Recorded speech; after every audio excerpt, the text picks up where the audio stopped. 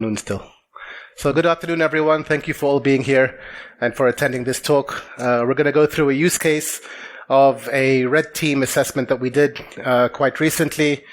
And it's not what you typically expect of, building that complex and complicated way of trying to get in and bypass things of that extent. So just to kind of highlight that it's not always what you expect, and sometimes the easier paths are the ones that get you all the way in.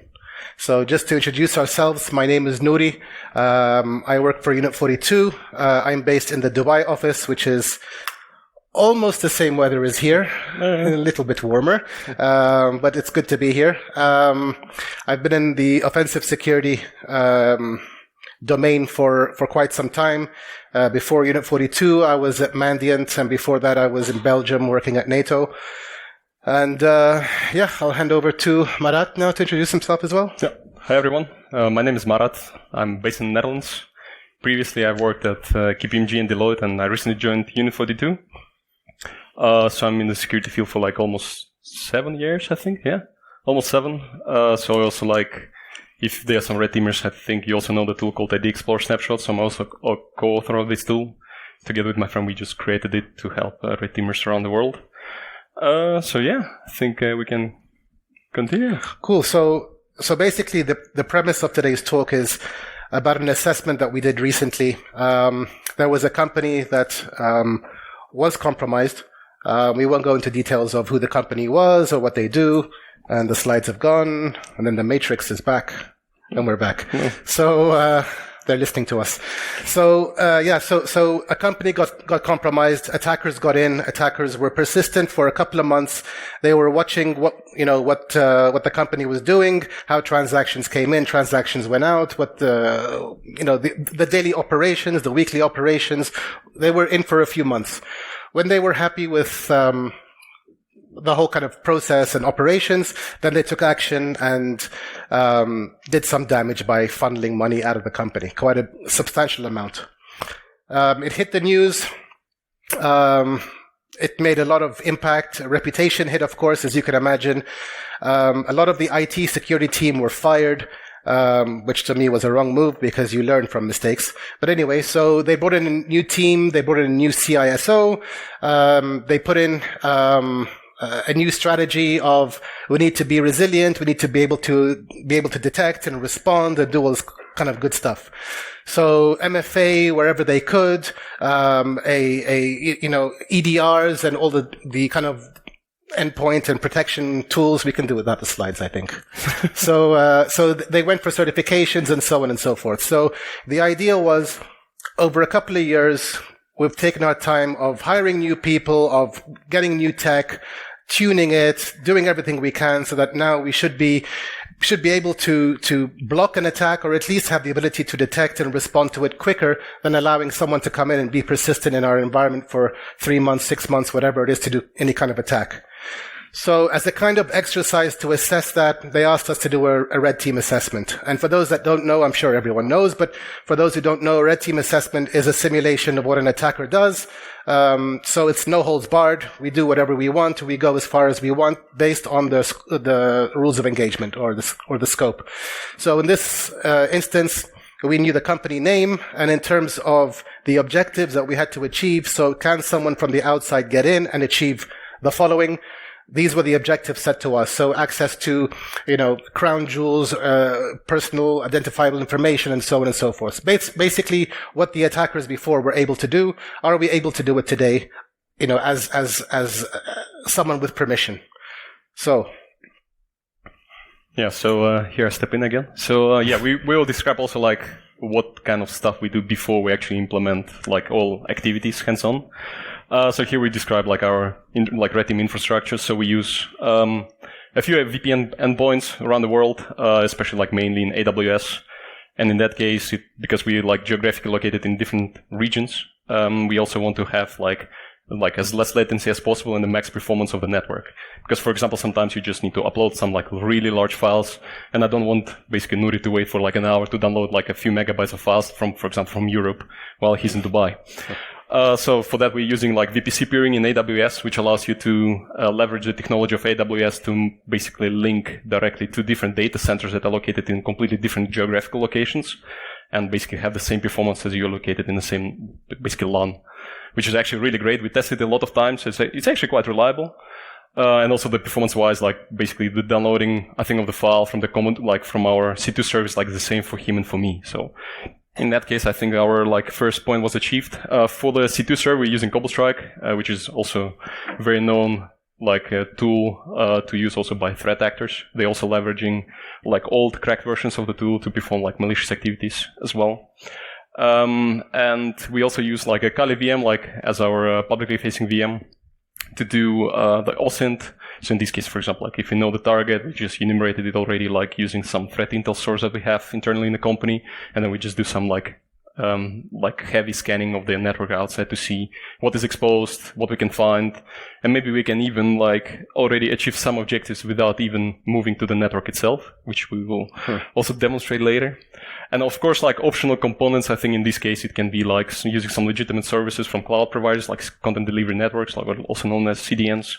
Or we can also use some like a service from Azure or from AWS to have domains with a better reputation for command and control. In that case, for example, we also observed, especially around like Azure components, that they are always whitelisted on proxies, or at least in most of the cases they are whitelisted at proxies, including like CDNs or Azure Function Apps or like any other service that you use in Azure.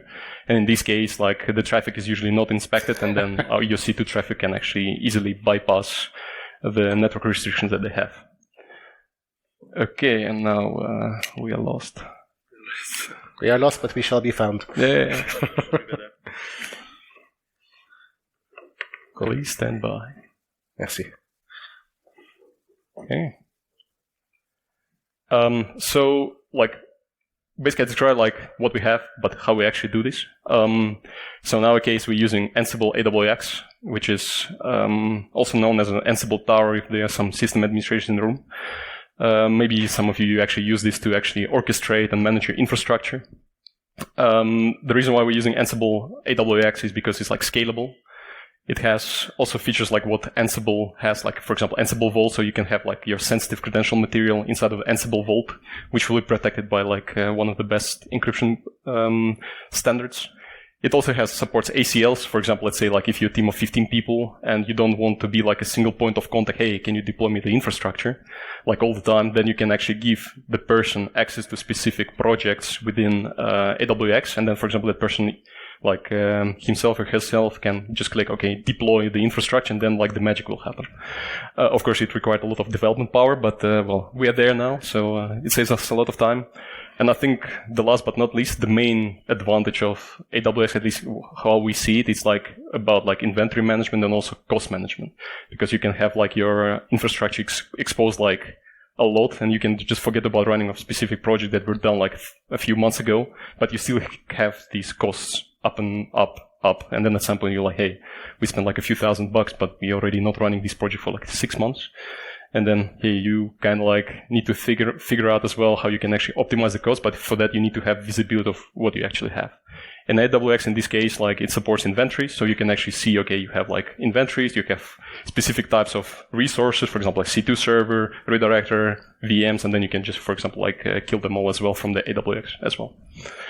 The way how it looks, just a few examples. So this is the typical dashboard of AWX. And in this case, it actually shows job templates. So here, like a few examples, like how you can deploy the infrastructure, like in the AWS.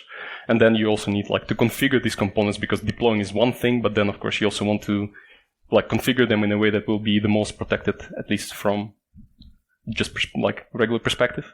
And then you have like you can have like as many job templates as you want to configure like specific resources that you will be using in your operations. Yeah, and in this case, like you can also, which is actually a really nice feature, you can enable surveys. So it's, for example, you can ask the user for specific like information before it will be actually deployed. And here, like just a few examples where you want to deploy your infrastructure, for example, in which AWS region, and what's the project name, because you don't want to have like everything to be like test. Yeah, and I think, yeah. Cool. So once the infrastructure is deployed, we typically do things in phases. We set up tasks for each other.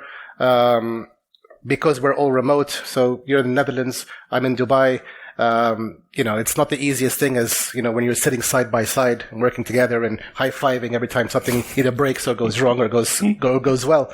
So, we set each other tasks to do. We have open communication. If we're using Slack, for example, we have a huddle open or whatever it may be. So we're always in communication. We're always figuring out, have we completed this? What should we look for? What should we do? When it comes to the first week of our red team, as Marat mentioned, we set up our infrastructure, of course. We set up our C2 servers, our redirectors. We hide, the source of it. But we also look at the reconnaissance. We do the OSINT as well. We're lucky working at Unit 42 that we have access to some of the tools that Palo Alto has. Cortex Expanse, which does the attack surface mapping. It's completely passive, so we're not alerting anyone. But then we do go a bit deeper. We look at deep web, dark web as well. We try and see if there's leaked credentials, if there's session cookies for sale, because if we get a session cookie, then we don't care about MFA or any of these types of things. We're just in with a browser. So we look at also DNS. So, do they have SPF records, DKIM, DMARC? Is there any way to spoof? What exceptions do they have? Do they allow any of these kind of webmail, or these SendGrid kind of services to go through? Because that gives us ideas of what we can do to target that organization. We're also looking at what sites do they have, what services are exposed. We might go a bit active by looking at something like an Nmap if we have information about a specific service that's exposed or was exposed 3 months ago, 6 months ago, just to make sure that it's still there, it's still open. So we might go a bit active, and then we go full active in terms of, something like nuclei. If you have a list of domains, we try and gather a list of subdomains, certificates, IP, net blocks, and so on. So we look at all of those.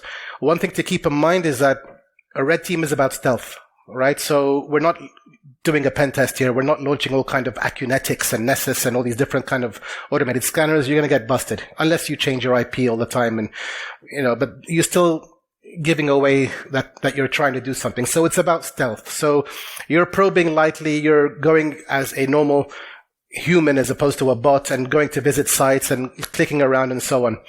If we identify a vulnerability, which in the world of pen testing is a low, medium, or maybe even a high, we don't care about it. We do not bother with it because this is, again, not a pen test. We don't care about finding a cross-site scripting.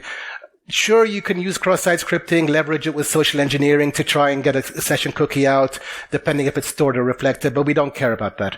If it's SQL injection, again, potentially, because we can get access, maybe we can upload a web shell, maybe we can pull information out, but it's going to be noisy.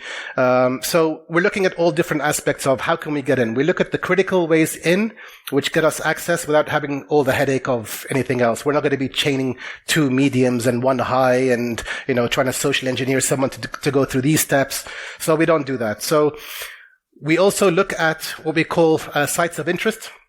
So based on everything that you own from the kind of attack surface, we see, are you using O365? Are you using ADFS? Is there a website that we can clone? Maybe we can do credential harvesting. Is there any information? Is there a new event that you're doing, something that we can take advantage of? Because we're always thinking about the phishing aspect. So if we don't find something on the perimeter to get us in, then we target the human, of course. So we go through phishing. What can we use for phishing campaigns? If you're doing an event, we can use that. Things like COVID and stuff, it's kind of overdone and overused. And this is the point of the reconnaissance and the OSINT. I think you're on next. Yeah. So in these cases, actually, it was quite interesting for us because we were just basically casually browsing around the company's like external perimeter, checking what they actually have, what kind of technologies they use, and that we can also leverage potentially. And for us, I think surprisingly, it was like we found that they're using SharePoint. Of course, like everyone knows SharePoint most probably, like that it's like like that you're using, like most probably your intranet is actually on the SharePoint internally in the company. But some companies are actually using SharePoint to host a site that is publicly accessible, for example, like WordPress. And in this specific case, like they had a specific like SharePoint developers, which we found out later, of course, that they basically designed a website in a way that was trying to leverage all SharePoint functionality to do the content, basically presenting the content back to the user. And then there was some JavaScript magic that was presenting this like content back to the user in a nice browser session. So while we're just basically exploring stuff, we found like, okay, they have a REST API exposed. And then usually when you see like a REST API, it's already quite interesting because you can, if it's an unauthenticated one, then you can extract quite a lot of information by default. But of course, for that, you really need to know what SharePoint actually has available as an endpoint within SharePoint. So first, we of course just verified if we can just try to enumerate the REST API itself. In this case, we're all referring to REST API v1 because SharePoint also supports multiple API versions. In this case, it was just using REST API v1. So by just basically visiting the website and then /_API, we were presenting this wonderful XML response, which contains a few entries like default, files, hub sites, and lists. Of course, files are also interesting, but they also can implement the different access controls on the specific endpoints of in the REST API that some of the information might not be even browsable, you can't even request it. For that, in this case, we return back to what actually SharePoint is and what actually it stores. For example, not in a nice UI functionality, but actually in a REST API. And in this case, we went to, of course, Microsoft. We learned some stuff from them. On the right side, this is what I was presented. I read about it. Okay, it looks quite massive as well when you look at it. And then on the left side, I just decided to summarize it for myself. So you have a SharePoint site, which is they also refer to it a top level site, which for example, you can refer to simply as a domain name. And then they can have multiple subsites. Let's say if you're a company that has multiple events and then you also would like to use a SharePoint to actually basically post the data from different events. And for that, you can use the subsite functionality of SharePoint. For example, for event 1, you will have top level site /event1 and then / then there will be collection of items for that specific event. And then you can have as many subsites as you want for that. And you can also have different REST API permissions enforced on different subsites as well. But for that, after the subsite, we go to lists. So basically list is some kind of an abstraction, it's a collection of items that can be bundled together. For example, assuming that you have a functionality on the website called Contact Us. And then a user basically supplies full name, contact details, and the message that why he wants to contact you. And then in this case, there will be, for example, a list created, or there will be a list. And then once the user presses submit, then a new item in that specific list will be created. So, and that basically summarizes this diagram on the left side. So for after list, of course, there will be items and every item will have some kind of properties. For example, multiple fields, a full name or contact details, and then they will have their own values. So this is where actually things are getting really interesting for us. So what about how we can even get to lists? How we can even know what are the lists? Because for that, before, if we want to extract some items or the information from the list, we need to know what are the lists. So we did this engagement for multiple months. So we came to it first time. We just queried this APIs, basically this endpoint called _API /web lists. It gave us lists. We were happy. We saved it. And then the company decided to change their website. And then we came back again, and then we got this error message. So we okay, we lost it. But then we just decided to continue further looking if we can still bypass this kind of issue. Because it specifically says that some kind of template was not installed for specific list. And then we okay, we're just gonna see if we can only extract list names. Because we don't need the rest of the data. We only need to know list names to actually proceed further and dive deeper into items. So for that, we just specified select title parameter within the URL, and we actually got what we wanted. So it was quite an easy bypass, basically just specifying what we actually need. And then later on, we found out that you can actually also, within at least the REST API of the SharePoint, you can also limit your search results as well. For example, by specifying some filtering parameters, or by doing some kind of skipping or paging. Because, for example, if the site contains thousands of lists, you only maybe want 10 because, of course, they contain some usernames or passwords or something valuable. In this specific example on the right side, you actually see that one of the lists was actually referring to maintenance logs. And imagine if you have SharePoints exposed to the internet and you have maintenance logs that are also exposed to the internet, but we're okay, what it actually contains, and actually if we can even extract them out from this list. And then we looked okay, well, let's just query what are the items within the list and check what are the properties of these items. So at least maybe, for example, we'll see some reference to like some file, or we'll see the logs themselves directly within the item property. And in this case, basically like the way how you can actually get all items, you need to specify like the search in the URL get by title, and then you specify like the title name, in this case like maintenance log, and then you need to specify the item ID, for example like items, and between brackets you specify like 1, 2, 3, 4, whatever they're like the number of items are, and then like you will get some entries within them. So in this case, in the file reference property of items in the maintenance log, it actually contains the URL to the file with the logs, with the maintenance log. We thought like, yeah, it can't be it. And then we browsed it, and then we saw like the entire maintenance log of the SharePoint that they did like last year. And we also saw like basically all usernames, Active Directory name, also all servers that are also related inside of the farm as well, because the SharePoint farm can contain multiple systems and they all share the same maintenance log. And they're also like the opposite of the maintenance log, there is also an error log. So if something goes wrong, then there will be an error log. And guess what? Error log was also exposed. So we could also extract what actually went wrong and why. And so we actually figured out that they didn't install a certain component right. That was also breaking for lists as well. So yeah, and in this case, to summarize, what can actually go wrong with that? Of course, like getting items like maintenance log, learning about the system is really good. It's like before you will actually start targeting the company, it's really good to know. But is this something that you can even do further, or at least try to even like get more, like do more damage to the company? And in this case, it is possible. So that specific company, it was using the SharePoint, as I mentioned, like for multiple, like kind of like events and like different kind of like, also like corporate events and like public events. And in this case, like they were also using like feedback forms or like submit partnership requests and like a lot of different like requests that you can just basically try to contact the company, which we also tried to, contact the company, but they never responded to us, unfortunately. But in this case, all these contact forms, what we figured out later, they were actually also lists represented in the REST API. And every time when the person wanted to contact the company, submitted a request, then we could actually extract it back via the REST API.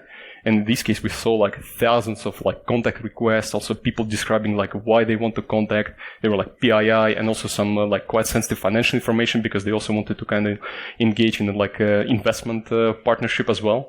In this case, for us, it was like, no way.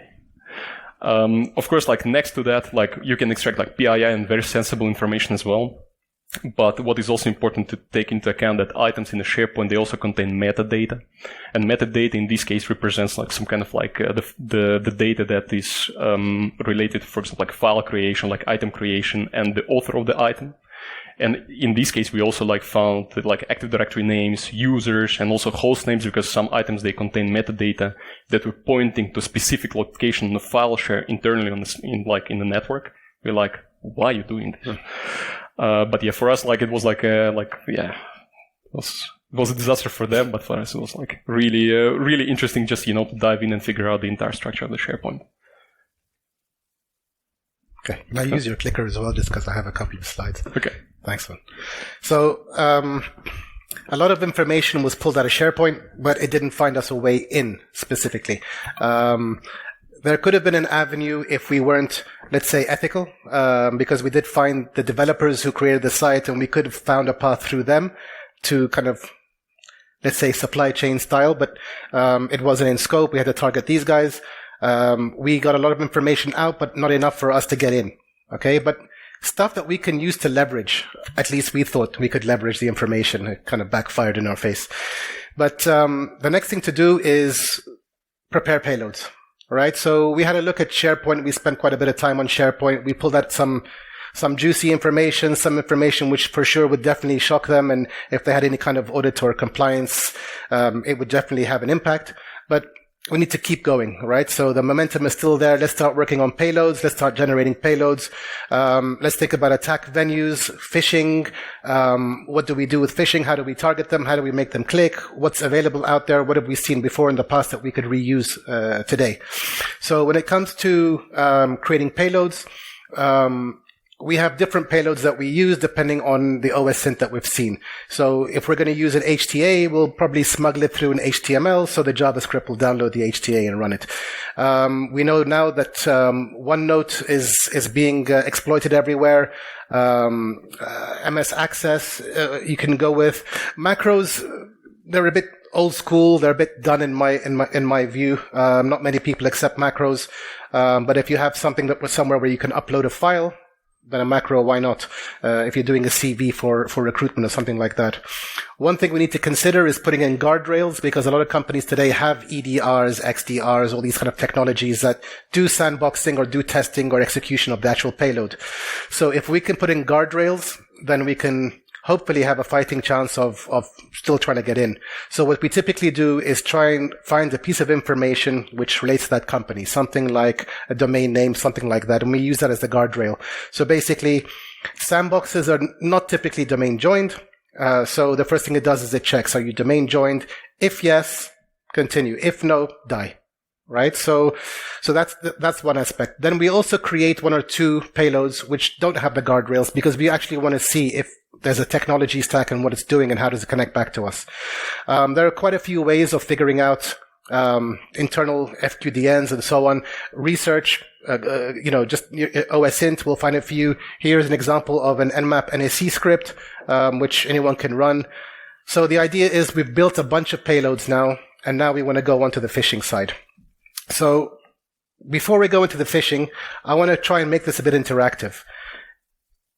If you were to target me, for example, or if I was to target you, let's say you come into the office on a Monday morning, 9 o'clock, you have your coffees, you have more coffees, maybe cigarette if you smoke, come back, have more coffees. 10 o'clock, you decide, okay, I think it's time to do some work. You open up your Outlook, so whatever you use, you have a ton of emails. What topic is going to make you click first? So me as a fisher, I'm trying to fish you. What topic works well to get you to click? Management?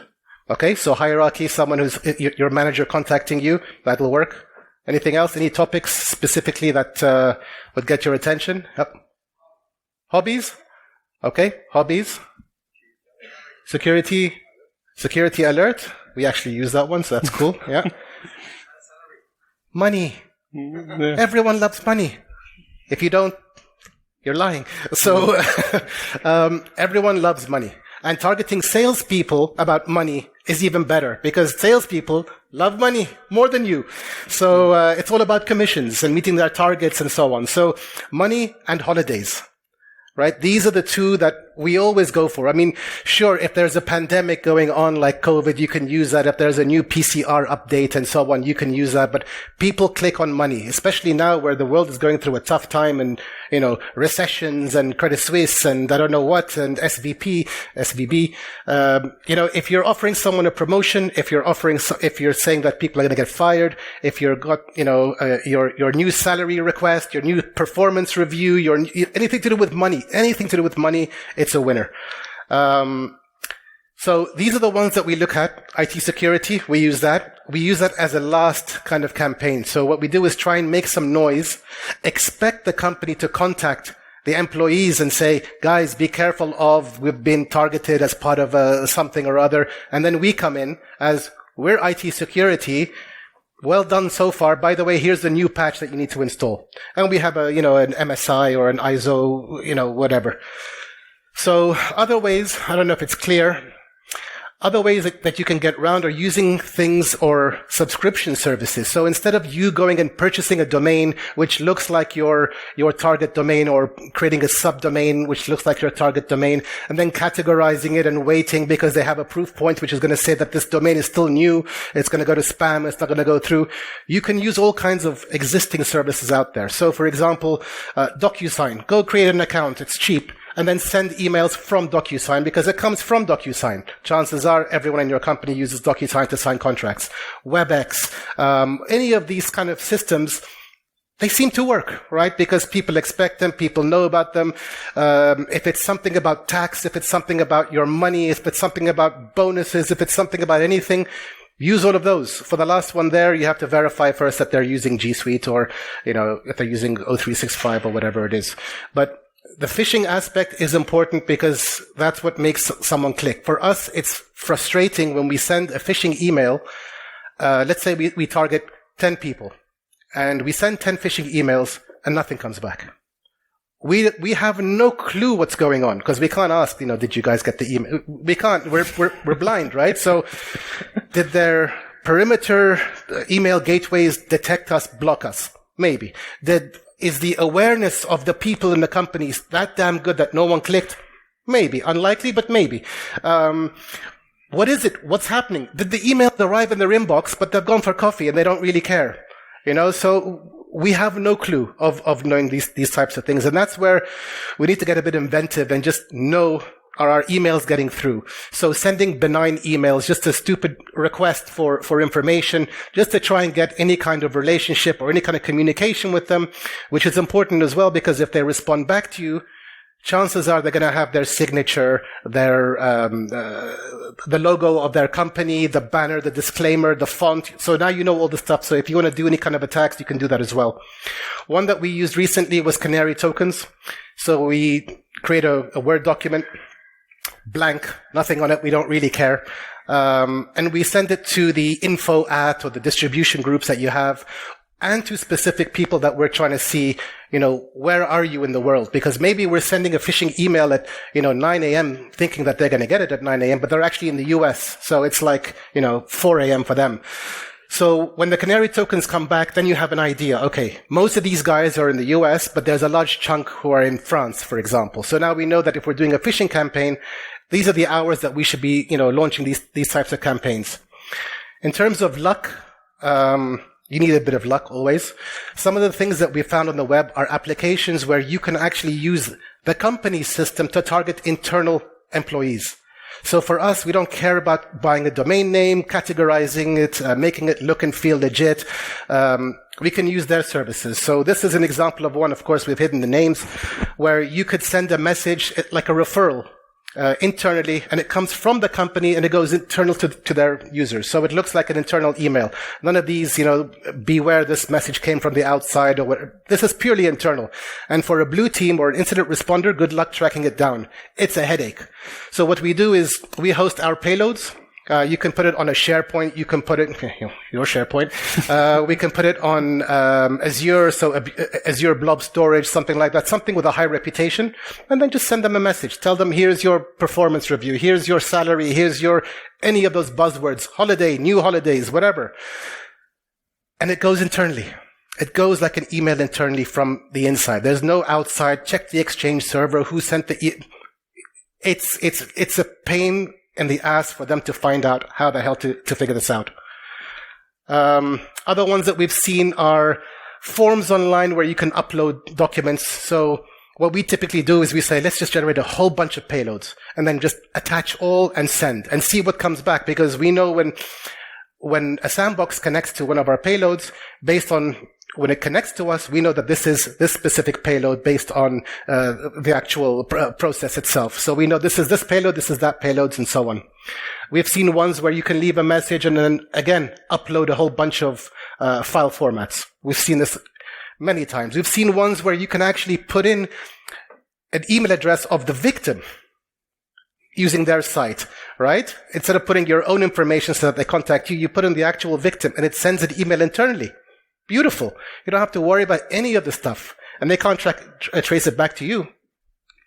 And then you get really lucky sometimes where, you get things like this where it asks you for your name and for where it's going to go. So you put in, of course, someone from the company and then someone else from the same company, and then they are none the wiser. In the case for us, when we did those kind of file uploads, we got a whole bunch of sandboxes coming back. As Marat mentioned, we use Cobalt Strike, but we customize it, of course. We have malleable profiles and beacon object files and things that we use for our campaigns. But regardless, we got sandboxes. And typically, we don't interact with sandboxes because there's no point. They last for 60 seconds and they die. But in this case here, we just took one screenshot just because we said, what the hell, why not? So having got stuck with the SharePoint, getting information out, but not being able to get deeper in. Then going for the phishing, we got a whole bunch of sandboxes in. We said, let's try something a bit strange, which is going to LinkedIn, finding out who are the IT people involved in this company, and targeting them, right? So what we're going to do is take a snippet of information that Marat has pulled out from SharePoint, fuzz it a little bit, make it look a bit dark, and then send it to those IT people on LinkedIn and basically saying, hi, I'm a security researcher. Of course, we have a fake profile. Hi, I'm a security researcher. I found information about your company on the dark web. It is for sale.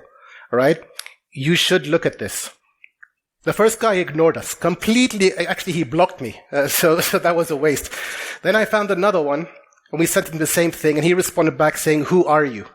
So I thought, okay, we'll put a bit of pressure on him. We'll say, we found some information about your company. It's being sold on the dark web. Here's an example of it. If you do not tell your management right now, then when this thing gets published, you're going to be the one that's the fall guy, because I'm telling you it's there. So it's on you. And what did he do? Ignored me. So, it didn't work. So I'll hand over to you. So basically, trying to do the exploitation part, as complex as it was, we couldn't get that direct link in. No one clicked on that specific link, and that payload was getting sandboxed and so on. The other sandboxes didn't come because we had guardrails, so they didn't connect back to us. They just died. So we thought, okay, we need to step back a bit. And I'll give you this, and I'll step back. Yeah. So yeah, we decided to basically do one step back and see what we've missed. Because of course, like SharePoint was a really good point for us to get the information that was actually out there and just basically come and collect us. But like we really wanted to get in. And from the phishing aspect, I think we tried like multiple campaigns, like just literally nothing. So we were a bit like, yeah, there should be something. Like if SharePoint is misconfigured, maybe we just missed something. So we returned back and we decided to go for like more advanced or like a deep scan of their external like facing perimeter. So we just basically launched nuclei scans, like just to target like specific like web technologies. In this case, like it actually found like a lot of WordPress sites as well, because WordPress is one of the most popular CMS systems out there to host a website, and they were also using it as well. And yeah, we found multiple sites with multiple vulnerabilities. Of course, like I think the most common vulnerability within the WordPress is actually one of the plugins or like a few plugins that will allow you either like to just like get the information from the server or basically like maybe to do some kind of like SQL injection or SSRF and something. But we were looking for like through the list of like identified vulnerabilities, and we actually wanted to see if there is something that can actually give us like RCE on the server. Because looking like if they have so many WordPress systems exposed with a lot of vulnerable plugins, there should be something that will actually let us in. So Nuclei actually has a lot of default checks within like out of the box installation. Actually, you can find a lot of CVEs within WordPress as well. And the one that they found for us, it was actually related to like a fancy product designer plugin.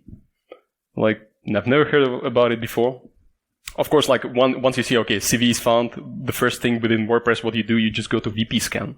VP Scan is like a tool that like it's also like a website that has like a collection of all vulnerabilities found within the WordPress.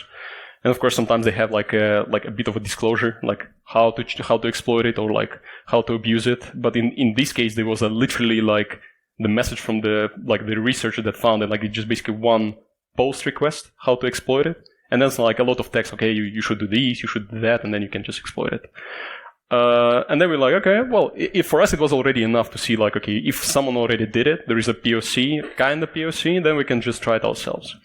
So like first, like POC mentioned, like, okay, you need to verify that this specific endpoint within the plugin is accessible, which we did. So it returns like, okay, you need to define the directory where you want to upload an image.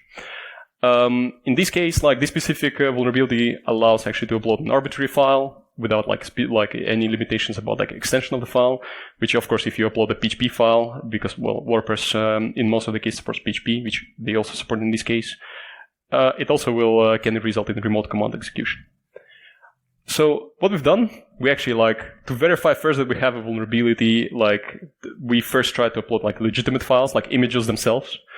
Which works. So we prove that we can just upload images. They will end up exactly in the same directory because it's actually directory is based on the date when you exploit the vulnerability.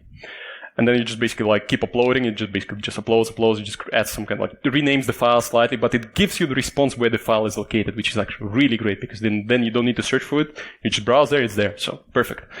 Then the next step was like actually how you can actually chain it and then combine it with the remote, like PHP script being uploaded there.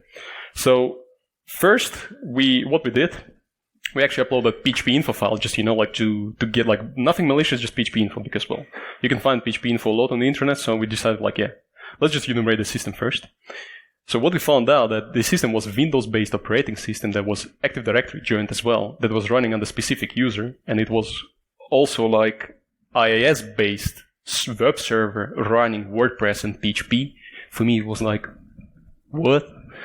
It was like very interesting. Like, this is where I think like a smile came to my face, like, hallelujah, something is going on. So the next step was, okay, like now it's time to exploit. So we uploaded like, of course, like to actually exploit this vulnerability, you need to have still like the file that you're trying to upload still needs to have the properties of an image file as well, because the plugin itself does some kind of like basic checks. And then like you can just basically insert into the properties of the image that you're trying to upload a web shell. Like first, like a PHP web shell. In this case, we use Vivli. Like basically just generates you like some kind of like obfuscated encrypted PHP web shell. And then like in order to like upload it as a PHP file, you basically like the bypass is just basically you need to put a file extender is p space h space p. And what the plugin does, it just removes all spaces and saves it as a PHP file. Perfect. So this is where we got our web shell.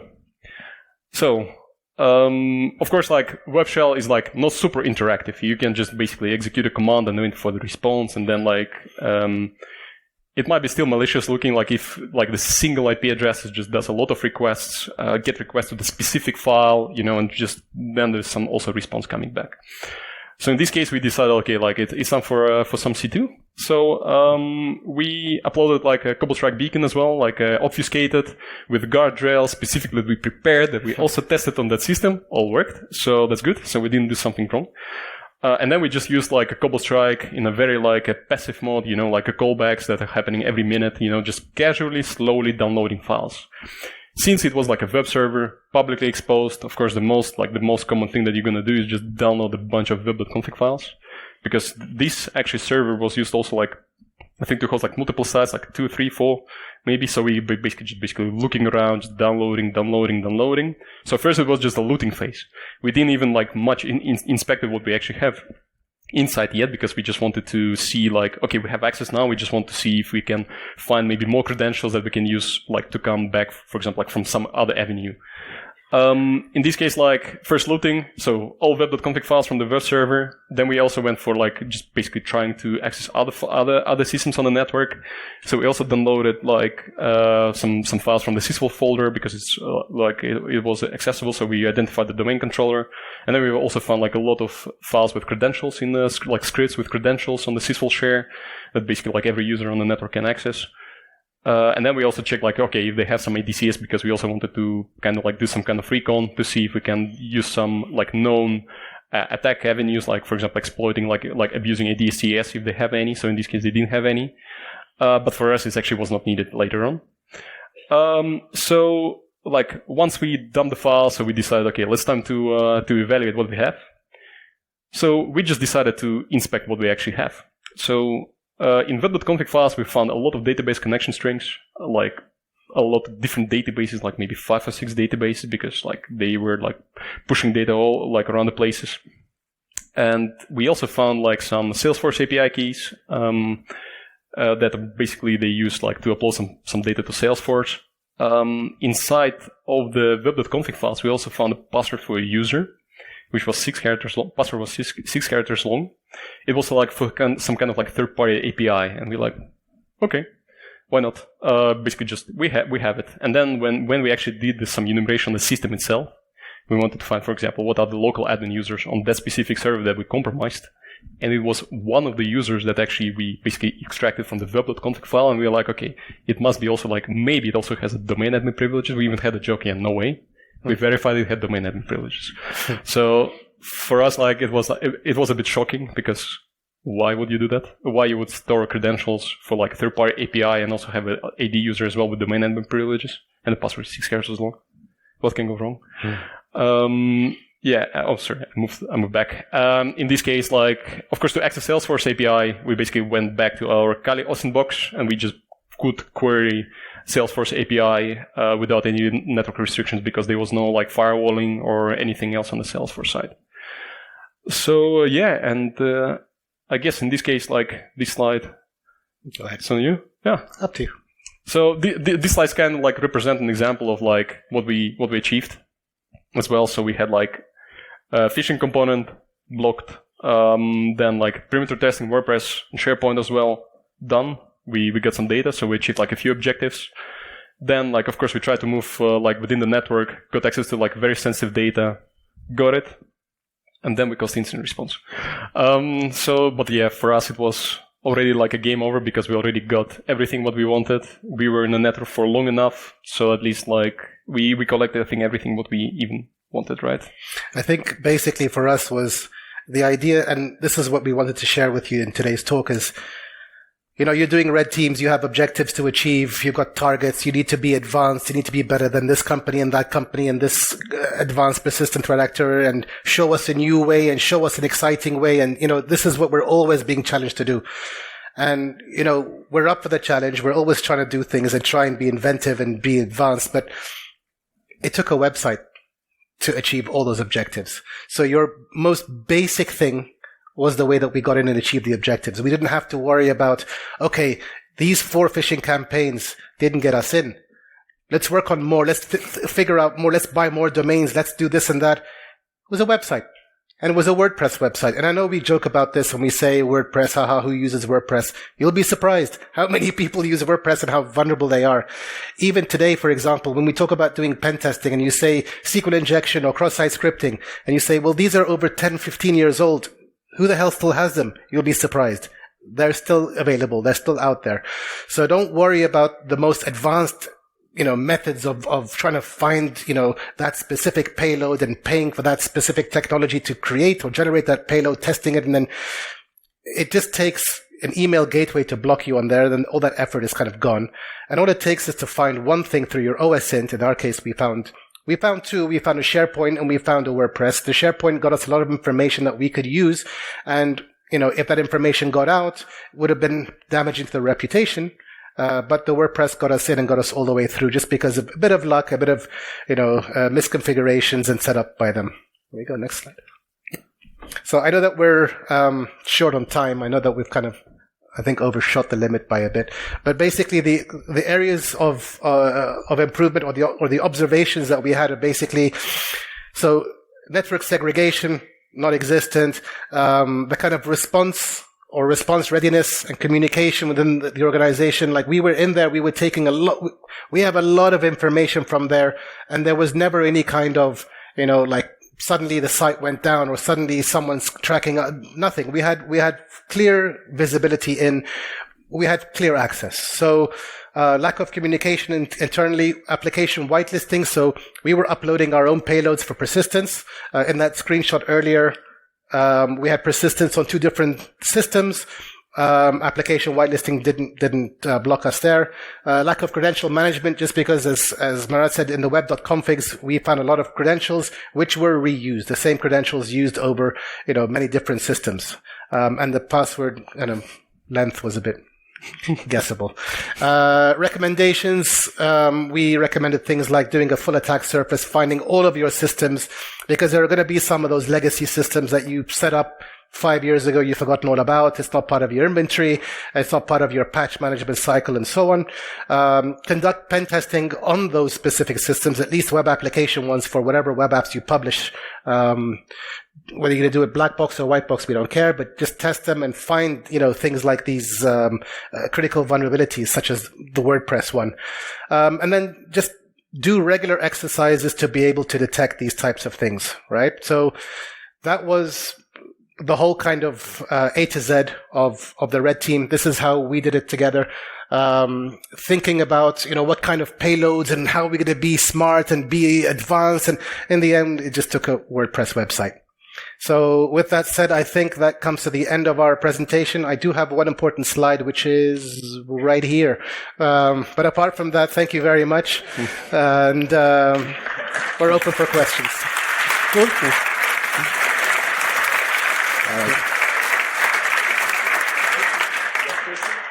Sure. Any questions? Any donations? We accept Bitcoin. Or any crypto. No? Okay, so if there are no questions, then have a great afternoon. There's one. Okay. Okay. I was going to say have a great afternoon, but now, because of one person... There will be coffee break. Stay and suffer. Hi. Hi. Thank you for the presentation. I have a question. When you started talking about OSINT and you're saying you will research on the dark web for credential or cookies, like, would it be legal if you buy some stolen credential from the dark web? Excellent answer. Excellent question. No idea about the answer. Is it legal? For us, what we do is we have subscriptions to some of the known leaked password sites, things like Dehashed and so on. And we also have access to some of the other ones which have been published, which we've got and extracted, so we can query those. That's for leaked credentials. For dark web, so I do have access to a couple of different sites, different forums, where I have access to some of these some of this information. It doesn't always have everything. So, for example, if a specific company comes and says, do a search for us, there's no guarantee that I'm going to find that specific thing because it might be in a different forum, which requires a different invitation, which we don't have access to. But we have a couple of forums that we check to make sure that is there any information about certain keywords or queries. Is it legal? I don't know. But eventually, when you finish the engagement, you will provide a report, and would you write in the report, "Oh, I bought your credential from, I don't know, breach forum?" So yeah, absolutely. So the report is it's not like your pen test where it's just finding. It's a story. It's a log, right? So we tell you exactly what we did for OSINT, for setup, for recon, for searching. If we find information. Now, typically one thing that we do, which let's say shouldn't be done technically as a red team, we should be just green light and go and do everything. But if we find something that we deem as critical, like if we find some like session cookies for sale, we typically inform the customer and we say, look, we can continue, no problem, but you might want to jump into IR mode and just check and see, has someone already used this, has already purchased this, check logs, go into just, kind of the blue team aspect. It's up to you what you want. We're going to come in and we're going to dirty your logs, but this is how we do it. What would you like us to do? Like, we've done assessments where we've found web shells, not ours, somebody else's. So, ideally we should use those web shells to get ourselves in, right? But I don't know how long that web shell's been there for and who's used it and when it was uploaded. So again, being the nice guys, we contact the company and we say, you have a web shell. It's here. This is the location. Do you want to jump into IR mode and pause the red team so that you can figure out when it was first put up, when it was last accessed, and just do any kind of, investigation on it? Or do you want us to use it, or do you want us just to keep going? So we do that information. We do try and inform as much as possible because we're trying to add value and we're trying to help them at the end of the day. Yeah, absolutely. Can I ask a second question? So, sorry, another question. Yeah. I would imagine, right? Eventually, your access point was with the vulnerability scanner on a public website. So my idea was, okay, if I'm running a company, before going to red team engagement, which in theory is like the most expensive one, I would first run some automated scan. Then I would go for a pen test, external and internal. And eventually, after I fix everything, go to a red teaming. But I'll argue with you. I'd love to have an argument with you. So red teaming, right? Stealth. Okay, so achieve the objective, get to this database, get to that, pull this information out, do whatever it is you're supposed to do, demonstrate ransomware, whatever, right? Stealth. You have an EDR, I have to bypass it. You have any kind of technology, we have to evade it somehow, right? A typical question we're asked is, what happens if the blue team detects you? Business as usual. This is the whole point. Identify us, analyze us, do whatever you do. If it's pulling the plug, then pull the plug. If it's investigation, do that. If it's separate VLAN, whatever you want, no problem. What typically happens at the end of a red team, we give a report, everything is done. We typically get asked, cool, is there another way you could have achieved that? And we say, maybe. We have no idea because we're given a window of 4 weeks, 5 weeks, whatever it is, to achieve those objectives, and we only care about stealth. So we look for that one path in, right? Can we achieve those objectives? We got it. Cool. Job done. For me, I think the value comes more from purple teaming, right? So in a red team, today when we do a red team, we don't use PowerShell. right? PowerShell is going to get detected. If you have an EDR, we're blown. Anything past V5 PowerShell auditing and logging is enabled, you're screwed, right? So we don't use that. And then there are things that we typically don't do, like lateral movement. We would never use PSExec, right? Starts a service, drops artifacts, and so on. In a purple team, we're saying, screw all the assumptions. Let's just try everything. Due diligence. Let's try the old school ways, the new school ways, the stealthy ways and the loud ways. Scanner, whatever, even your pen test toolkit, which we typically don't use. Let's try all of that stuff. So you take the attack life cycle, right? So you've got day one established foothold. We generate a whole bunch of payloads, macros, using Metasploit, something that we never touch, to generating our own custom payloads and seeing everything in between. Where do you detect us? Where are you missing? Why are you missing? What kind of process injection are you missing? If we sideload a DLL, are you going to catch it or not? Is it going to bypass your EDR? Then we move on to the different things. So for lateral movement, we might do PSExec, right? Just because we expect it to get caught, but let's actually confirm it, right? So PSExec, did you catch it? Yes. Great. What do you do now? It's happened. What do? Do you pull the plug? How do you analyze? What's your playbook? If you didn't catch it, you got bigger problems. But I mean, how can we help you to identify it? Then you move on to PowerShell, WMI, all the different other ways. And then the next day you'll do local Privesc, domain Privesc, but you'll try all the different techniques to figure out all the different ways. Whereas in a red team, he's using a specific way for persistence. I'm using a specific way for lateral movement. And we're not trying anything else. And all you know as the company is either it worked or it didn't. And, this way works or doesn't. But you don't know about any of the other processes. So I would argue that your money is best spent doing a purple team, right? Because you're doing everything and you're working with the SOC. You're working with the blue team. So it's not like me doing a red team report, red team assessment, giving you a report. And then you have to go to your blue team and say, guys, did you catch this one? No. Did you catch this one? Yes. Cool. Did you catch? We're doing it together. We have an open communication bridge, Teams or Zoom or whatever you want. And we're doing the attacks together. Most of the blue teamers haven't seen what a red teamer attack or an APT threat actor attack looks like. We're showing you, we're demonstrating to you, this is how we do this specific type of attack. And then you get to quiz us as well, which I think is cool. Like, someone will say, there's a new version of Mimikatz. Let's try that. Cool. Apparently, if you sideload a DLL with this, it can bypass this specific EDR. I heard it on Twitter. Let's try. So it gets very interactive. For me, it's fun. But you're also doing due diligence. You're using the red team methodology, but everything else as well. That for me is the winner, really, because you're doing everything together. But then someone will say, well, no, a red team is better because it's unannounced. Will the guy detect you? Is that tool already tuned? Well, we're testing tuning already because we're trying everything. The only thing we're not doing is putting into play what the blue teamer does. But that's for me is the technical test is purple. Because our red teamers, your blue teamers, let's all work together. And whatever technology you have, whether it's open source, whether it's someone outside, and so on. So that for me is the winner. I hope that answered your question. Thank you. Thanks. Any other questions? Yep. I can hear you. I'm sure I can hear you from there. Oh, okay. Sorry. First, thank you for this talk. But I wonder if all those scenarios that you presented were not working fine. Did you think about something else, like physical intrusion or something like that? So I'll answer that in two parts. The first part is we keep trying different ways. Okay, so the phishing directly to these people didn't work. Okay, let's try distribution groups. Okay, that didn't work. Maybe there's a file upload. Okay, that didn't work. Trying to target someone via something like LinkedIn and make them go and click, and that didn't work. We go back to the perimeter like we did in this example here. Okay, that didn't work. At some point, again, we're time bound, right? So at some point, generating payloads takes time. Testing those payloads takes time. Phishing takes time if you're buying domains, categorizing, or using any of these. So at some point, you have to say, well done. You did a good job. Then we offer you two choices. The first choice is we close it, right? And you say, cool, we did well.